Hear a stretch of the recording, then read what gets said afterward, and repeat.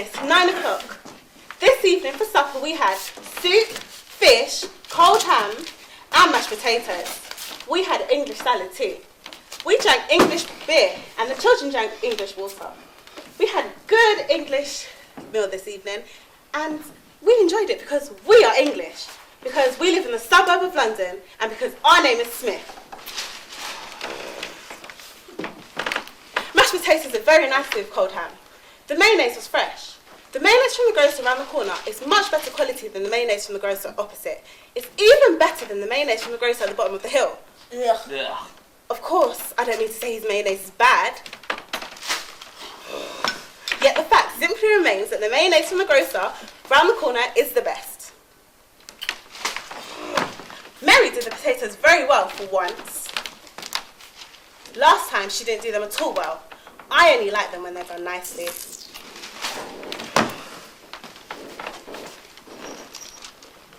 The fish was very nice and fresh. It always makes my mouth water. I took 2 helpings. No, 3. It always gives me the collie wobbles. You took 3 helpings too, but this third time you took less than the first 2 times. I took a lot more. I had more to eat than you did this evening. How did that come about? You don't usually suffer from lack of appetite. The Aylesbury tart was excellent. Perhaps next time I shall have it with a glass of Australian burgundy. But I forgot to put the wine on the table. So, not to set our children a bad example, we must teach them to be wild and not extravagant. Woo! Woo!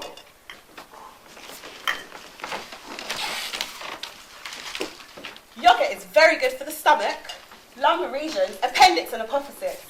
At least, that's what Dr. Mackenzie King told me. You know, the one who looks after the Jones. The people next door. He's a fine doctor. One can always trust in what he says. He never prescribes anything he hasn't tried out on himself. Before Parker went through the operation, he had himself tested on for liver, you know. Although there was nothing wrong with him at the time. Then how was it that the doctor came through all right and poor old Parker died? Why? Because the operation was successful in the doctor and in Parker it wasn't. In that case then, Mackenzie's not a very good doctor. Either the operation should have been successful on both of them, or both of them should have gone under.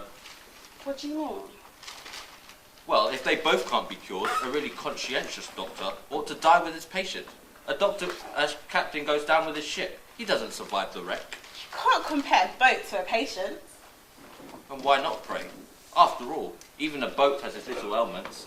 And besides, your doctor's a healthy enough vessel. All the more reason why he should perish at the same time as his patient. Ah, I hadn't thought about that. Perhaps you're right. What do you make of it all then? Very simple. All doctors are charlatans, and their patients too. The only respectable thing left in England is the Royal Navy.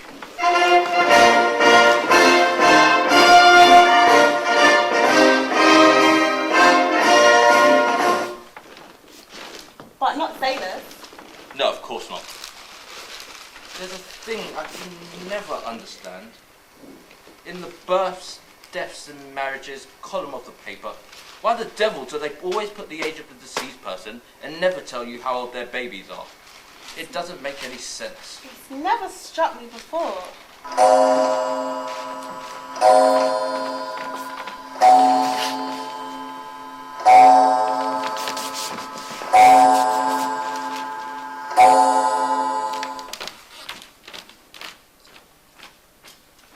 Well. According to this, Bobby Watson's dead. Good heavens, poor fellow, when did this happen?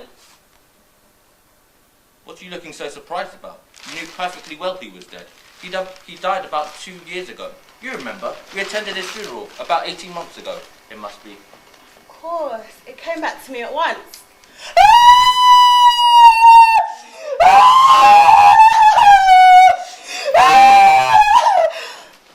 Little Bobby, poor darling.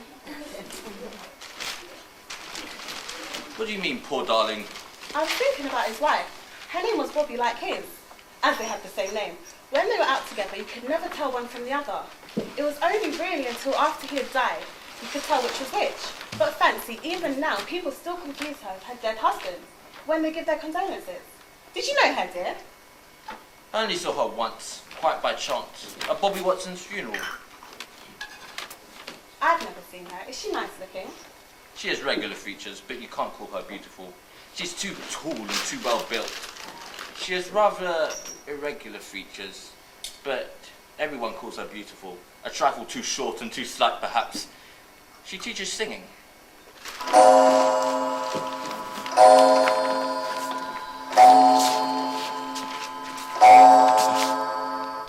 And when are they thinking of getting married? Next spring, at the latest. You can't possibly get out of going to their wedding. We shall have to get them a wedding present. I wonder what. Why don't we get them one of the wedding trays that we were given on our wedding day that have never been the slightest of use to us?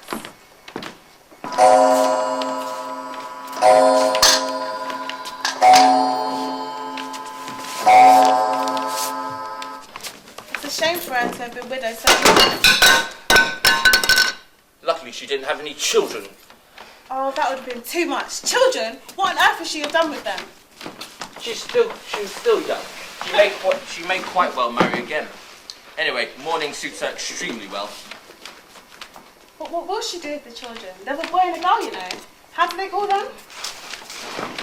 Bobby and Bobby, like their parents. Bobby Watson's uncle, old Bobby Watson, has pots of money, and he is very fond of the boy. He could very easily take over Bobby's education. Yes, that's what one would expect. In the same way, Bobby Watson's mother could easily take over the education of Bobby Watson, the daughter of Bobby Watson, and then Bobby Watson, the mother, could marry again. Has she anyone in view? Yes, a cousin of old Bobby Watson. Who, Bobby Watson? To which Bobby Watson are you referring? Why, to the Bobby Watson, the son of Bobby Watson, whose uncle is Bobby Watson, who just died.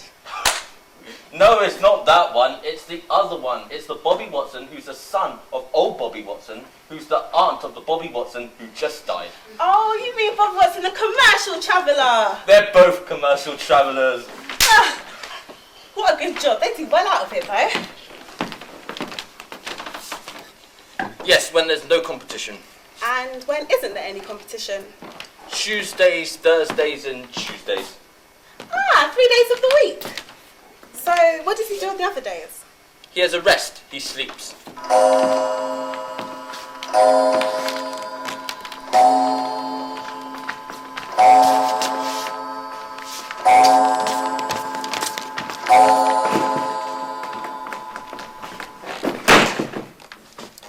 But if there isn't any competition on those days, why doesn't he just work? Can't expect me to know everything. I can't answer all your silly questions. You just said that to upset me! You know perfectly well I didn't. You men are all alike. There you sit all day long with lipstick and powder your face 50 times a day. That's if you could take the time off from drinking. I'd like to know what you'd say if men carried on as women do, smoking all day long and sticking powder and lipstick all over your faces, and gulping down the whiskey. You can say what you want. I don't care. But if you're saying it to get on my goat, I don't like that kind of joke. You know perfectly well I don't.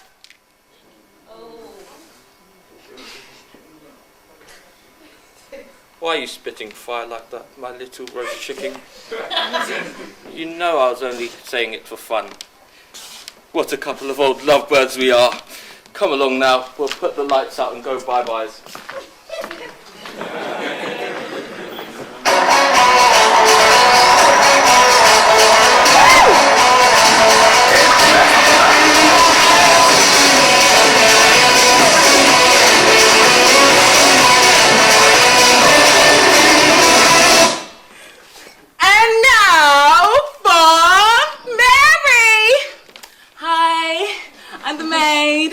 I just spent a very pleasant evening. And what did you do on that pleasant evening, Mary? Well, I saw some pictures with a man, and then I went to see a film with some women. And after? Well, after we drank some brandy and champagne, and then we read the newspaper. Mary, everybody, thank you! Mary! I hope you spent a pleasant afternoon, watched the movies of a woman, drank some milk and brandy, and the newspaper.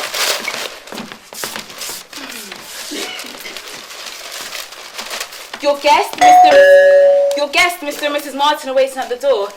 They're waiting for me. They're too afraid to come in on their own. They were meant to be dining with you this evening.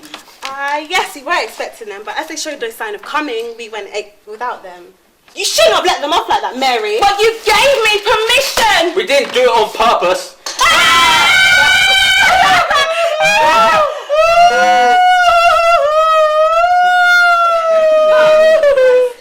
I bought myself a chain pot. Dear little Mary, will you be so kind enough to let Mr. and Mrs. Martin in? We'll go get ready.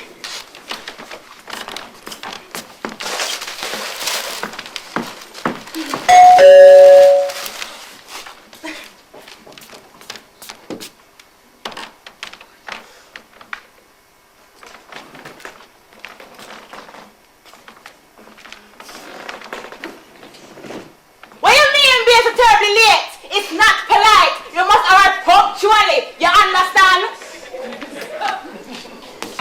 Anyway, you're here now, so you might as well just come and take a seat.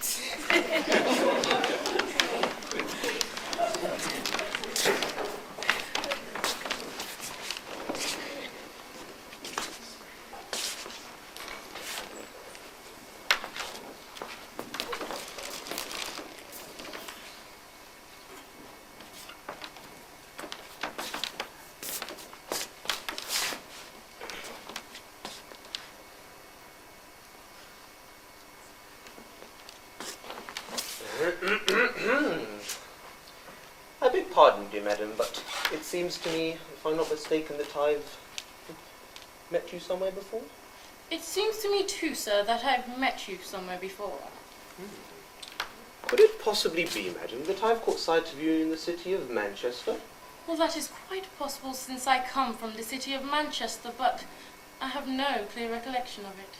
Oh, good gracious. I too come from the city of Manchester, dear madam. How very extraordinary. How very extraordinary. Only, madam, I caught the train that leaves the city of Manchester at 5:30 a.m. and leaves and arrives at 8:30 p.m. How very extraordinary. How very amazing. What a strange coincidence. I caught the very same train, sir. Oh, good gracious, how very extraordinary. Then perhaps that's why we must have seen each other, dear lady. Well, it's not impossible. It's not out of the question, and it's even plausible, sir. And after all, why not? But I have absolutely no clear recollection of it, sir. I was travelling in third class, dear lady. In England there is no third class, but I always travel third class just the same. How very extraordinary. I too was travelling in third class, sir. How extraordinary. Then perhaps we must have met each other in the third class, dear lady. It's really quite possible, and not at all out of the question, but I have no very clear recollection of it, sir. My seat was in carriage number 8, dear lady, in the 6th compartment. How very extraordinary. How very amazing, and what a strange coincidence. My seat was in carriage number 3. Then perhaps we met each other in the same compartment then, dear lady. Well, after all, it's quite possible, sir, but I have no recollection of it. To tell you the truth, dear madam, neither do I. But the more I think about it, the more it seems even more very possible. Oh, yes, indeed. Certainly, sir. I had seat number 3 next to the window, dear madam. How very extraordinary. Oh, good gracious, what a strange coincidence. I had seat number 6 right next to the window, sir. Oh, good gracious. Then we must have been sitting right opposite each other, dear lady. Perhaps that is where I have met you before. How very extraordinary. It is possible, but I have no recollection of it, sir.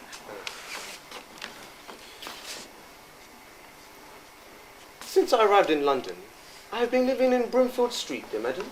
How very extraordinary. What an amazing coincidence. Since I arrived in London, I too have been living in Broomfield Street, sir. How very extraordinary. What an amazing coincidence.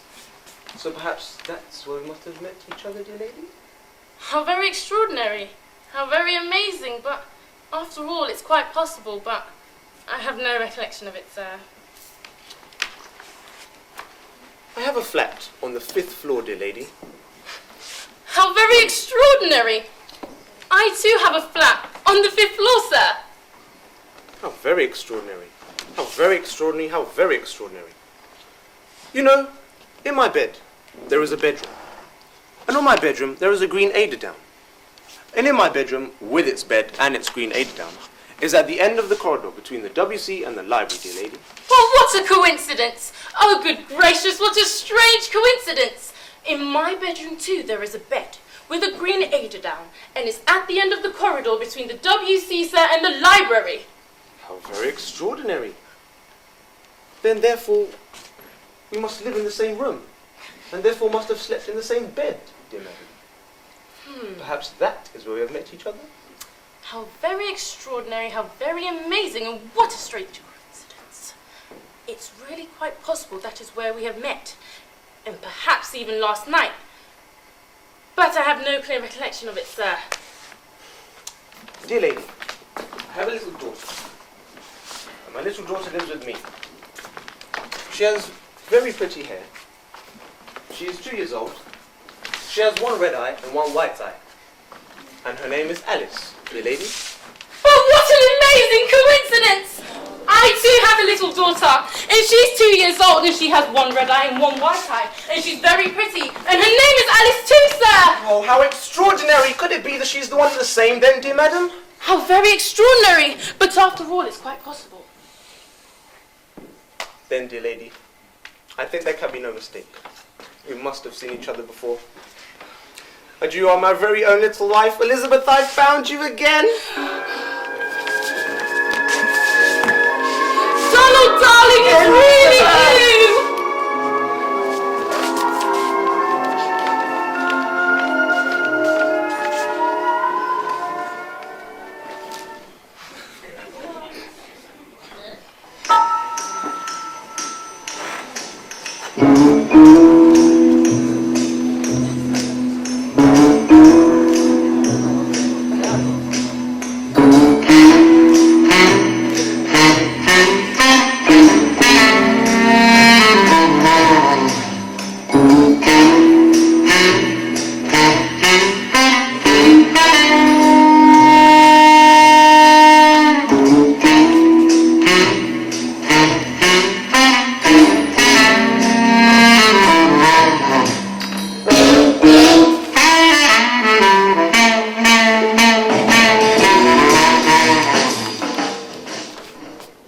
Donald and Elizabeth are far too happy to be able to hear me, so I can tell you a secret.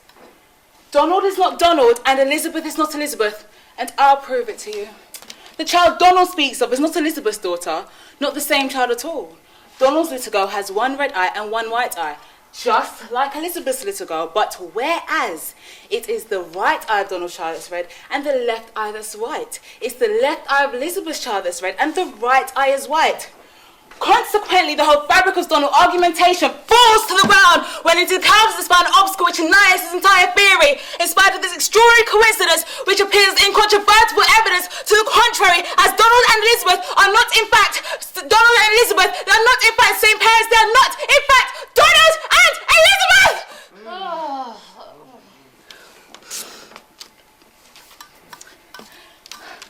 So Donald may well believe he is Donald, and Elizabeth may well think she is Elizabeth, and Donald may well believe her to be Elizabeth, and Elizabeth may well think him to be Donald, but they are both grievously deceived.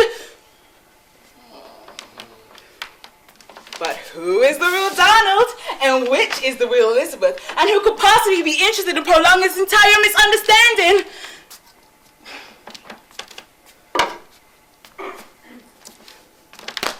I have a slightest idea.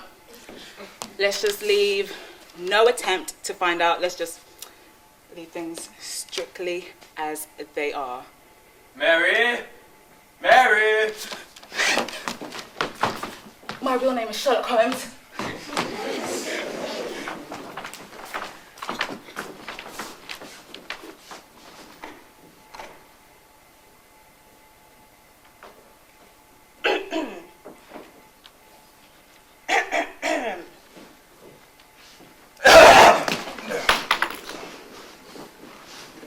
Good evening. How very nice to see you. We thought we ought to go pay you the honours you would expect when we learnt that you were going to be visiting us. We went and put on our glad rags.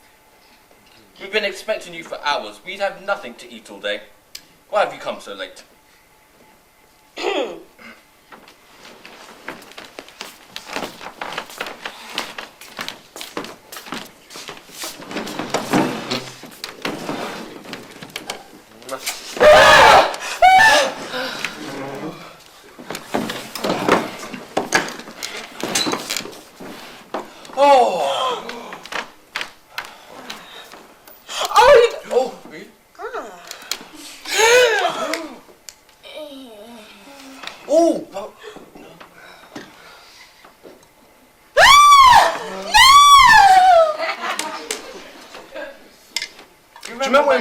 You go. No, go on. You can. Well, no. You know. You know. No. Oh. I think we must all have colds. It's not cold weather, though. There are no jouts. Oh no, rather not. Oh dear, oh dear, oh dear. Is there anything wrong? He can't control himself. He's bored stiff. Oh, really, sir? You shouldn't at your age. Age doesn't count where the heart's concerned. Is that true? That's what they say. They say the contrary is true too. That's true too. You guys are always travelling around. You must have some interesting stories you could tell us. Oh, tell them what you saw today, darling. Oh, no, I couldn't. They'd never believe me. You don't think we'll doubt your word, do you? They'd be very offended if you thought that. You'll upset them, darling, if you make them think. Well then, today I witnessed the most extraordinary incident. It was absolutely incredible. Oh, someone's going to make us laugh. At last! Well then, today, as I went to the market to buy some vegetables, which are still going up in price. Yes, when is it going to end? You mustn't interrupt, my dear. It's how disgraceful of you. In the street, outside a restaurant, a gentleman, respectably dressed and about 50 years old, perhaps less, who was... Who was what? He was what? You mustn't interrupt, my dear. It's disgraceful of you. Shh! You interrupted first, skunk! Shh! Tell them what the gentleman was doing. Well, I know you'll say that I'm making it up. He was kneeling down on the ground and leaning forward. Oh. Yes, leaning forward. Can't be true! Yes, leaning forward he was. I went right up to him to see what he was doing. What? What?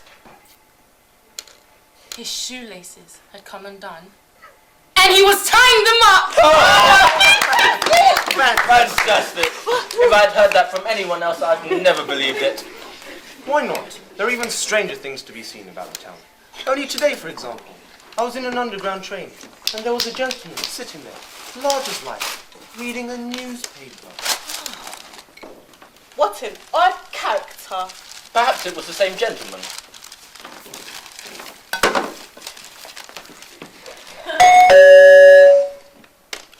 Listen, there's a ring at the door. There must be somebody there. I'll go and see.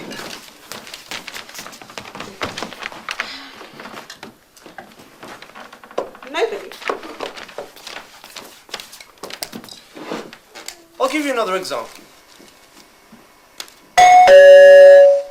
Listen, there's a ring at the door. There must be somebody there. I'll go and see.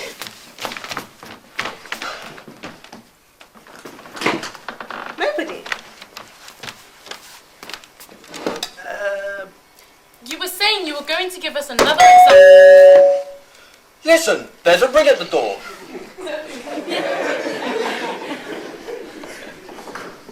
I'm not going to get it this time. But there's a ring at the door.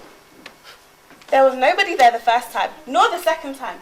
What makes you think there'll be somebody there this time? Because there was a ring at the door. That's no reason.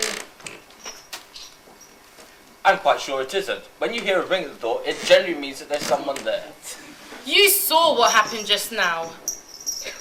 I've learnt from experience that when there's a ring at the door, there's nobody there. You saw what just happened. When I go to visit someone, I ring the bell so that I can get in. So that so that I can get in. And if, when you hear a ring at the door, it generally means that there's someone there. That's all right in theory, but in practice it's not always that way. Look what just happened. Your wife is perfectly right. Oh, you women, trust you to stick together. All right, I'll go and see. I won't have you saying I'm pig-headed, but you'll see there'll be nobody there. What did I say? Nobody. Oh, these men are always so sure they're in the right when they're always in the wrong. Listen, there's a ring at the door. Don't go sending me to go get it again. I've learned from experience that when there's a ring at the door, there's nobody there. Never! I'm not quite sure if that's true. I'm quite sure it isn't. When you hear a ring at the door, it's because there's somebody there. He never likes to admit he's wrong. My husband's just as obstinate. When you hear a ring at the door, there must be someone there. There isn't. There is. If you're so sure, why don't you go and check for yourself?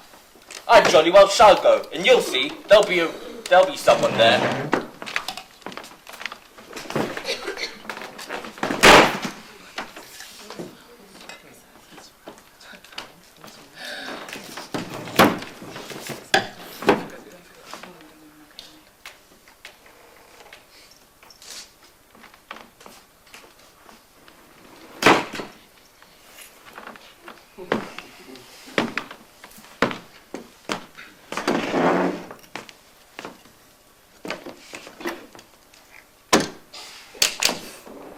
It was the captain of the fire brigade. Hey!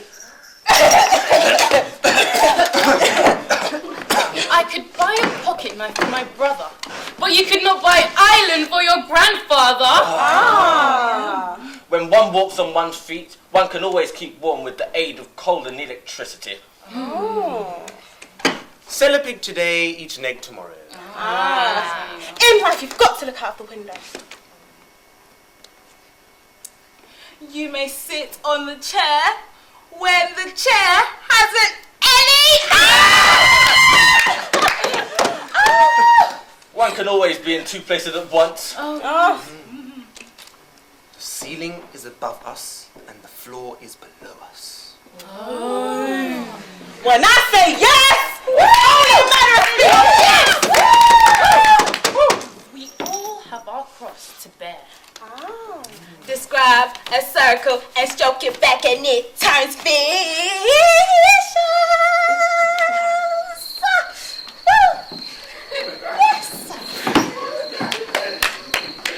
A schoolmaster teaches its children when they're young, but a cat feeds its little ones when they're small. And yet the cow gives us her beefsteaks. When I go down to the country, I enjoy the peace and quiet. You're not old enough to do that yet. George Washington was right. You are not as truthful as he was. What are the names of the 7 days of the week? Lunes, martes, miércoles, jueves, viernes, sábado, and domingo. Étude à la plume de ma tante, sa sœur Odette et je suis anglais.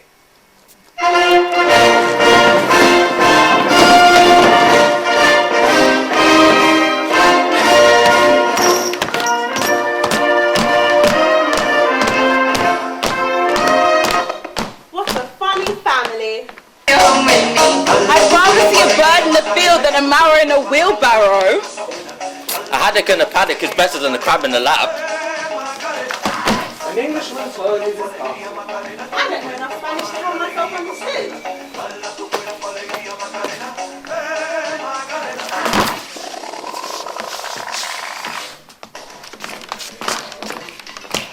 I could give the slippers to my mother-in-law if you gave me the coffin of your husband. I'm looking for a monogamist to marry off a maidservant. My uncle lives in the country. That's none of the vintage advice business. Jesus, rationing, the tax of the rat, and paper is the rat.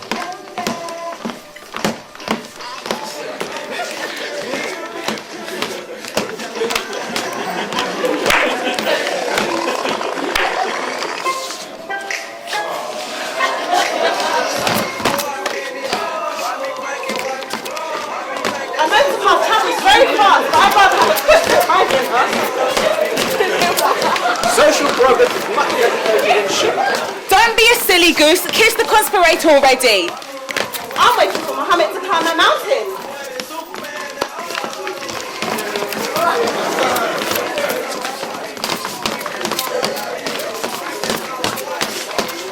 Down with polishing!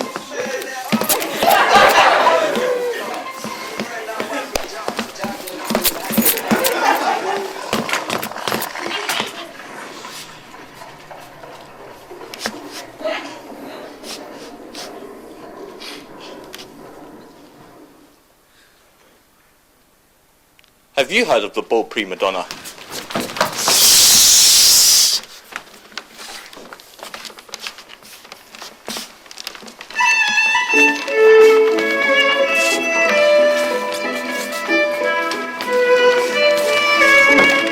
You can't polish your spectacles with black boot polish. Yes, but when you have money, you can do whatever you like. I'd rather slaughter a rabbit than whistle in the garden.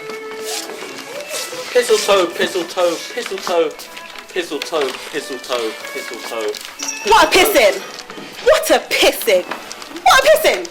What a pissing! What a pissing! What a pissing! What a pissing!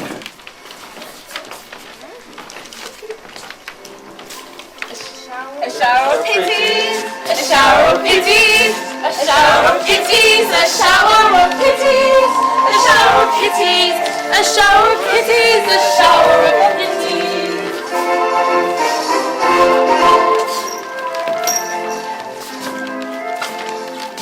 The dog has got fleas. The dog has got fleas. Cock-fowl duck, cock-fowl duck, cock-fowl duck. Cock! You're fouling us! I'd rather lay an egg than slaughter an ox. Mucky duck. Your eyes, Stop grinding my teeth. your eyes are putrefying. Let's go and slap Ulysses. I'm off to my little hut in cocaine. The cockatoos of Cockagin have cockeyed coxcombs. The cockatoos of Cockagin have cockeyed coxcombs. The cockatoos of Cockagin have cockeyed coxcombs! The mice have life! The life haven't got mice! Leave my slipper alone. Don't flip her slipper. Slip of the lip, don't lip her slip. The lip's slipping! Take your lip.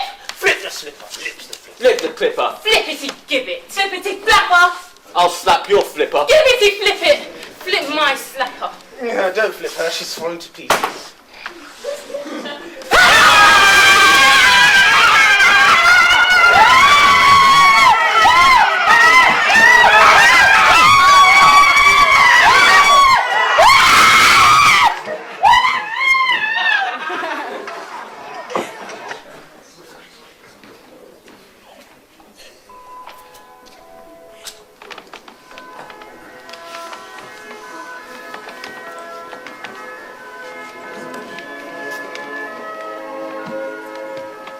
Alfred. Tennyson. Arthur. Arthur. Sullivan? Sullivan Alfred. Sullivan Alfred. Tennyson, Arthur. Tennyson. You cackle gobblers, you gobble cacklers. Cats lick and pots. Krishna, up! The dope is soap, the Pope's no soap. Soap is dope. Bizarre baseball bassoon. Business Bosnia Buster. Good finish.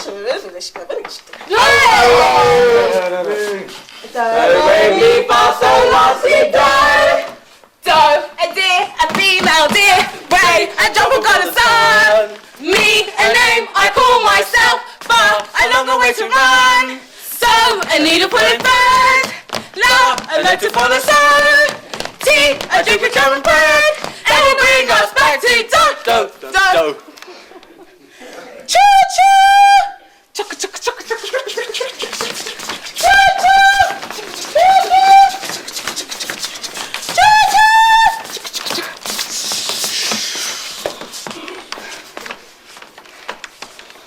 It's Not that Way. It's this! Way. It's not that way.